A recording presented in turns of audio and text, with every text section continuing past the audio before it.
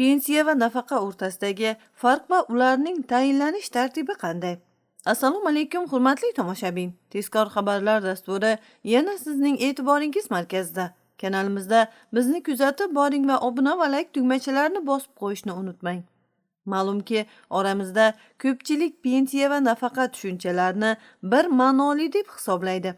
Ba'zan ijtimoiy tarmoqlarda ham foydalanuvchilar pensioner va nafaqaxo'r tushunchalarini sinonim sifatida noo'rin ishlatishadi. Xo'sh, pensiya va nafaqa bu ikki tushuncha bir-biridan qanday farq qiladi? Toshkent davlat yuridik universiteti o'qituvchisi bu borada quyidagicha tushuntirish berdi. O'zbekiston Respublikasi qonunchiligiga ko'ra ularning tartibi quyidagicha belgilangan. Xususan, pensiya yetarlicha ish stajiga ega bo'lgan fuqarolar va ularning oilalariga tayinlanadi. Nafaqa esa ish stajiga ega bo'lmagan ijtimoiy himoyaga muhtoj shaxslarga tayinlanadi. Shu o'rinda davlat pensiyalari turlariga to'xtaladigan bo'lsak, yoshga doir pensiya bu belgilangan yoshga yetgan fuqarolarga mehnat faoliyatini tugatganidan so'ng davlat tomonidan beriladigan pul to'lovi hisoblanadi. Nogironlik pensiyasi nogiron deb topilgan fuqarolarga beriladi. Boquvchisini yo'qotganlik pensiyasi oilada asosiy daromad manbai bo'lgan shaxs vafot etgan taqdirda tayinlanadi.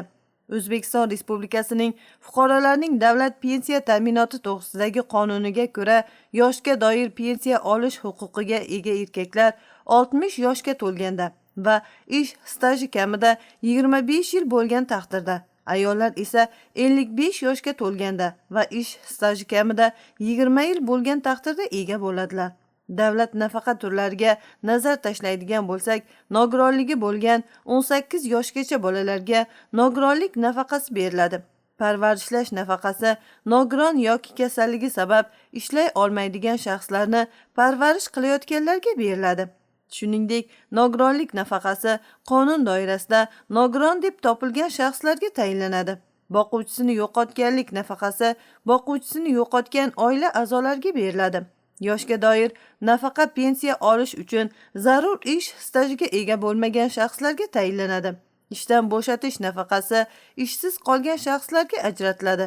Kam ta'minlangan oilalarga, nafaqa esa daromadi kam bo'lgan oilalarga beriladi. Hozircha sizga yetkazmoqchi bo'lgan xabarlarimiz shulardan iborat edi. Bizni kuzatishda davom eting. Salomat bo'ling.